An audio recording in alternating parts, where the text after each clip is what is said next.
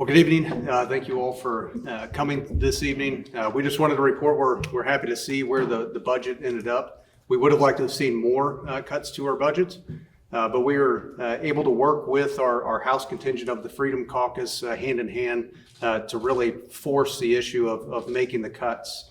$2 billion worth from the Senate version of their substitute of the budget. So we are glad to see that pared back. It's still not a balanced budget. We're still, dipping into reserves from the feds, and we would like to continue to see more chipping away, and we'll continue to work on that. We're happy to see the governor sign the defund Planned Parenthood so we could allow the FRA to go through. Again, that was always our stipulation, our line in the sand that had to be done prior to us passing it, and we're glad to see that come to fruition. We had some other really good feats. The moratorium bill this week with protecting from squatting.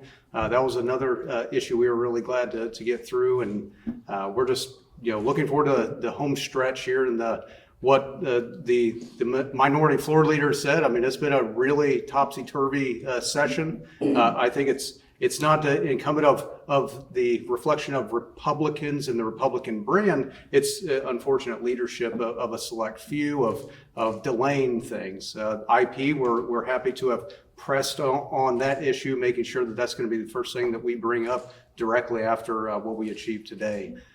We were really disheartened to see how the budget process did work, how it landed on our desks this morning. People want to say, oh, it was the mangy Freedom Caucus, they were delaying everything. Well, they could have had that budget ready to go. Apparently they didn't have the budget ready to go last week, so it wasn't like we pushed that back for them to do their work. Because as we heard the budget chairman, they were doing it through text and through behind closed door meetings with the budget chair himself. So it wasn't anything we were trying to do. We were wanting to protect our Constitution and protect life, and that's what we continue to fight for. And we look to be victorious next week when it comes to the IP process. Happy to answer any questions, or if you guys had anything to... Yeah, I can just recap things really quick. So, I mean, just looking at some of the victories the Freedom Caucus had, we had the education bill signed into law that provides school choice statewide. So that way more families can have access to, private schools, get a Christian education. We did the eviction moratorium as what we saw during COVID. We saw people's personal property rights taken away. And same thing with the squatters' rights bill. For every hour that we filibustered, we saved the state tens of millions of dollars in what happened with this budget deal. And 3, we still think the budget's too much, spending over $2 billion above and beyond what we're taking in is irresponsible.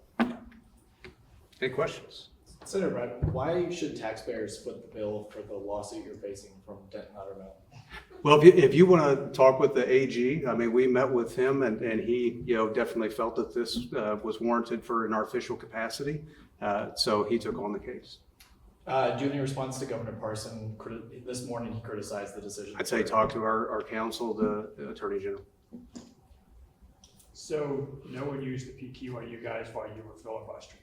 If the Democrats get up there and now filibuster IP, would you be willing to use the PQ on them?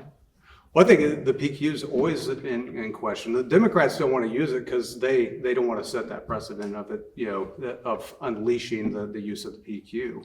But we're any means necessary to protect the Constitution, and we've said that from the get-go. I know maybe the senator from Jefferson gave them her word that wasn't the case, but we've always said that we're all options available to be able to get this passed.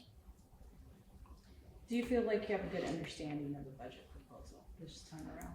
Well, the budget was a pretty crazy process with everything dropping right in our laps. I know we have a CPA here that was on the budget to get that was kicked off of the budget committee, but he has a great understanding of the budget. So I should hope so, but do you?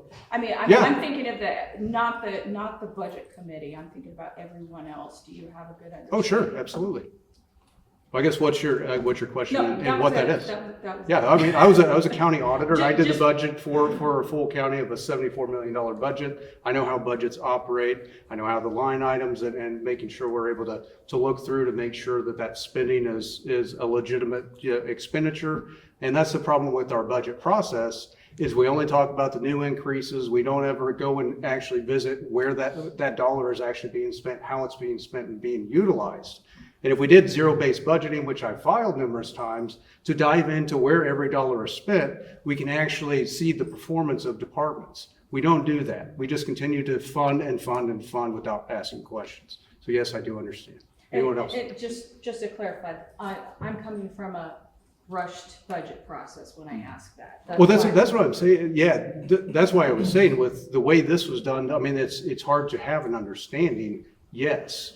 And it's frustrating having it dumped in our laps, trying to make informed decisions. So I guess I wasn't understanding what your question was. I apologize. What made your caucus agree to sit down on the FRA after filibustering it for 40 hours last week? Yeah, well, the longest filibuster in state history. It was an agreement that we would be able to get through IP and make sure that it was done, as well as FRA with the it being signed into law with the defund. So was the pressure to finish the budget before the deadline when you had said IP had to be passed and on its way to the ballot before you would, as one of the issues you all raised last week, and IP is not passed and on its way to the ballot.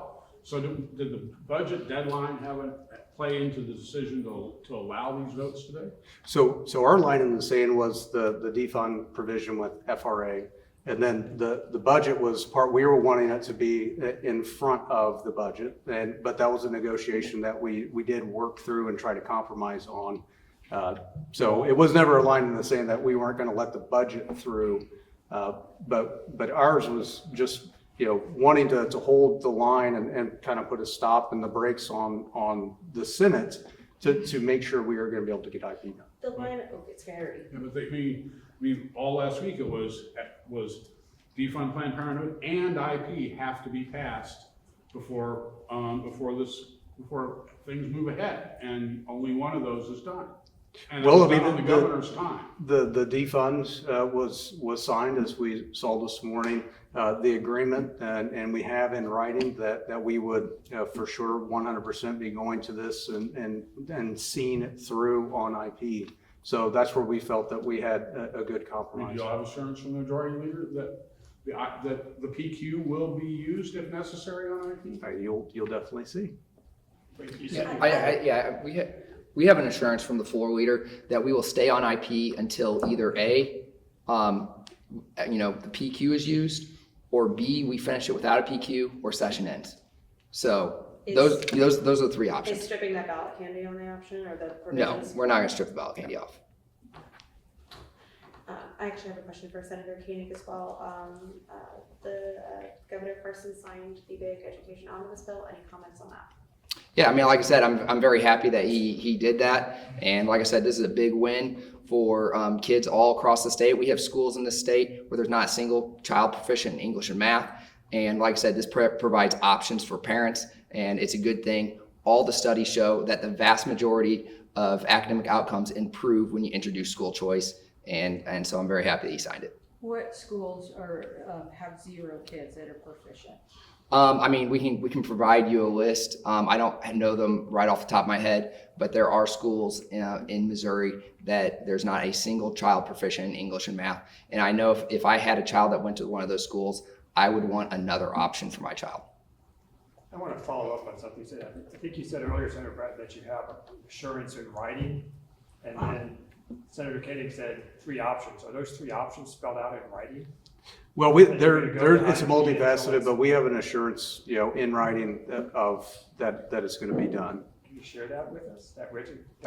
We have it at We're not our sharing disposal, anything. but we're not sharing it until, I guess it's necessary that we would have to. Senator, I should probably be asking this next week, but I want to ask now. Take a look at this entire year since session began. The subject of conversation has been the Freedom Caucus, not just in Missouri, but nationwide, and what you see in Congress as well, and how that has essentially dominated the discussion on the floor, in the House, in the Senate, as well as in DC. Are you guys running what's happening in this chamber amidst your calls for leadership changes because you've gotten most if not all of your priorities advanced to the front of the line. Would you consider this year a success?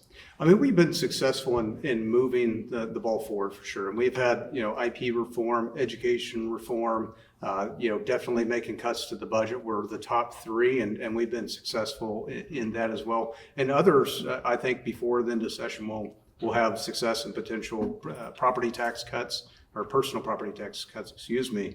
But we've always said that we wanted to be the conservative North Star of our party. That is the Freedom Caucus, mantra. That's what we try to bring to it. We're loud and we're proud about it, and we try to force that issue. Now, it's created, turmoil, but that's to be expected when, some people have ran as something and they don't govern as something. So there's that turmoil, but we do feel like we have been really successful, and I think it'll be a good year for us. Yeah. Last question. I was gonna say, just this amidst fellow former caucus member. Any comments on that? Well, to the best to her and what she wants to do. And I know, she felt that this was the best choice for her. So, we wish the best for her. So, All right, thanks, yeah, everybody. thank you. Appreciate it.